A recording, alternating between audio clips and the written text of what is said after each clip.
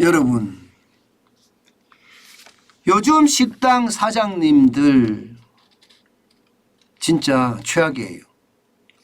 식재료값 많이 올라가죠. 임금이 많이 올라가죠. 여기에다가 엎친 데 덮친 격으로요, 월세까지 올려달라는 데가 많습니다. 이러니 지금 식당들이 과연 버틸 수 있을까? 그런 생각이 절로 듭니다. 여러분, 이거 한번 보세요. 7월 신선채소 물가 상승률입니다. 26%나 돼요. 26%. 야, 진짜 엄청나죠. 8월은 더 클 가능성이 큽니다. 더 클 가능성이. 7월에 나온 지표가 통계청에서 나온 지표인데 26%나 올라갔으면 여러분, 이게 식당 사장님들 제대로 버텨낼 수 있을까요? 실제로도 보세요. 그동안 말입니다. 그동안 2022년만 하더라도 1월에 2.1% 올라가더니 신선채소 물가입니다. 2월, 3월, 4월 계속 떨어졌어요. 그런데 5월에는 0.1% 약간 오르더니요, 6월에는 6% 가까이 오르더니 7월에는 26%가 폭등한 겁니다. 정원진 TV를 시청하시는 식당 사장님들도 굉장히 많으신데, 그분들 이야기가 댓글로 계속 올라오잖아요. 그 이야기가 하나도 틀리지 않습니다. 고성목 가락곰탕 사장님이 월 3,700을 파는데 남는 게 150만 원이라는 이야기가 충분히 이해가 될 듯합니다. 뭐 워낙 말입니다. 신선채소 가격이 올라갔으니까 말입니다. 이게 2021년에는 마이너스 때였거든요. 그런데 2022년 7월에 유독 많이 올랐어요. 유독 많이 올랐어요. 그러니 식자재를 감당할 수 있는 힘이 생길까요? 쉽지 않습니다. 진짜 쉽지 않습니다. 여기에다가 말입니다. 인건비도 천정부지예요. 요즘 말입니다. 사람을 뽑으려고 해도 사람이 없습니다. 2021년 최저임금이 9,160원인데요. 9,160원이 아니라 여기다가 1,000원을 더 얹어서 11,000원을 준다고 하더라도 여러분, 오는 사람이 없어요. 오는 사람이.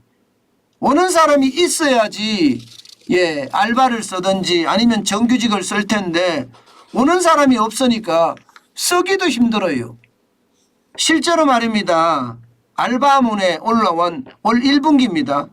올 1분기에 등록된 구인 광고를 보면 242만 건이에요. 242만 건. 작년에는요 143만 건이었습니다. 작년 대비해 보면 40%가 늘어났죠. 40.2%가 늘어났습니다. 그런데 지원자는요 찔끔찔끔 늘어나요. 늘어나지가 않아요. 거의 말입니다. 1년 동안 늘어난 지원자는 1.3% 증가하는 데 그쳤습니다. 결국 말입니다. 일하려는 사람들 보다가 알바생 구하려고 하는 자영업자가 더 많다. 이런 의미가 되는 거죠. 그러니 뭐 자영업자들, 식당 주인들이 이게 버틴다는 것은 일단 불가능하다 이렇게 이야기할 수가 있는 거죠. 실제 고성목 사장님 같은 경우도 직원을 구하려고 여기저기 광고를 다 내보지만 쉽지 않다는 게 현실이라고 하잖아요. 쉽지 않다는 게. 게다가 말입니다. 월세도 그동안 월세 자체를 말입니다. 이게 코로나 위기라고 해서 좀 낮춰줬습니다. 낮춰줬어요. 그런데 이게 금리가 올라가니까 말입니다. 버티지를 못하는 거예요. 이제 가게 주인도. 금리가 뭐 한두 푼 올라가야죠. 뭐 고강도로 올라가니까. 그러니 어쩔 수 없이 이제 낮춰줬던 월세를 다시 원상복구하겠다.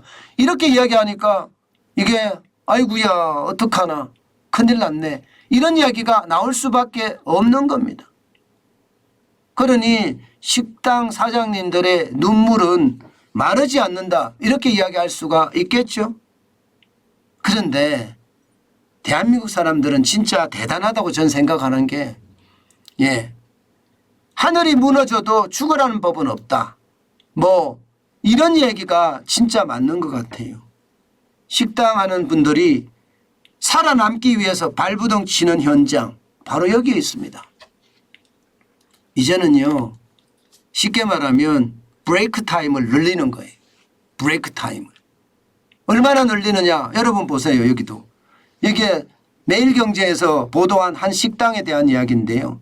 준비 시간 하면서 브레이크 타임을 늘려놨죠. 매일 14시 30분부터 17시 30분이에요. 무려 3시간입니다. 3시간. 3시간을 브레이크 타임이에요. 브레이크 타임. 그러면 이게 뭐 뜬다는 이야기입니까? 이게 브레이크 타임을 늘리면 인건비 직원들의 어떤 휴게 시간도 보장하지만 여기에다가 그만큼 또 줄이니까 그죠? 그만큼 인건비가 덜 나가기도 해요. 대신에 말입니다. 대신에 최저임금보다 많이 주겠다 이거 최저임금보다. 최저임금보다가 뭐 9,160원인데 12,000원 13,000원 주겠다. 영업시간에만. 예를 들어서 이게 11시 반부터 11시부터 뭐 2시까지 이때는 돈 많이 주고 쓰겠다는 거 알바생. 그리고 이제 알바생을 안 쓰겠다. 그리고 저녁 시간에는 뭐 직원끼리 해결할 수 있으면 해결하겠다. 이런 생각인 거죠. 결국 말입니다. 살아남기 위한 자구책이 브레이크 타임을 늘린다는 이야기예요. 브레이크 타임. 브레이크 타임을 늘리면서 기존의 인건비는 좀 낮추고요. 또 알바생의 인건비는 시간당 인건비를 좀 올려가면서 구인을 좀 쉽게 한다. 이런 얘기가 되는 거죠. 참 이런 것을 보면 말입니다. 참 이런 것을 보면 문재인 정부 5년 동안 우리 경제를 얼마나 망쳤는지 그냥 여실히 알 수 있을 것 같아요. 포퓰리즘이 나라를 망하게 만드는 거예요. 그래서 지금 그 어느 때보다가 심각해졌다는 겁니다. 게다가 이념이요. 이념. 세상에 21세기 그것도 선진국이라고 자처하는 대한민국에서 이념으로 정치를 하니 이게 되겠습니까? 나라 운영을 최저임금을 이렇게까지 2018년에 16.4%, 2019년 10.9%까지 이렇게 폭등시켜가면서 올려서 말입니다.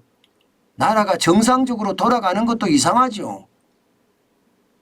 어떻게 소득주도 성장이라는 검증도 안 된 그런 정책을 5년 동안 그냥 쉽게 말하면 고집스럽게 추진해서 나라를 망하게 만들었잖아요. 그래서 제일 고통받는 게 실물경제에 종사하는 사람들이에요. 실물경제. 경제 전반적으로 어려워졌지만 실물경제에 종사하는 사람들은 저는 더 어려워졌다고 생각합니다. 더 어려워졌다고. 그만큼 말입니다. 자영업자들은 그래도 살아나려고 발버둥을 치는데 아마 살아날 겁니다. 저는 그들을 믿습니다. 아무리 밟아도 말입니다. 밟아도 풀리처럼 일어나는 게 우리네잖아요. 그렇기 때문에 저는 다시 성장하리라고 믿습니다. 그렇지만 당분간 어려움은 계속될 겁니다. 어떻게 하든 버티고 참고 인내하고 그리고 한 발자국 더 움직이고 그러면 살아남을 수 있습니다. 저는 그걸 여러분들에게 또 한 번 말씀드리고 싶습니다. 여러분 힘내십시오. 그리고 버티십시오. 그것만이 가장 큰 대안입니다. 대신에 한 발자국 움직이는 것 이것은요 더 큰 변화와 개혁을 가져올 수 있을 겁니다. 여러분 다시는요 포퓰리즘에 속지 말고요. 실제 경제 원칙대로 시장 원리대로 세상이 돌아가게끔 만드는 것 우리 계속 지지하자고요. 그것만이 우리가 살 수 있는 지름길이라고 저는 생각합니다.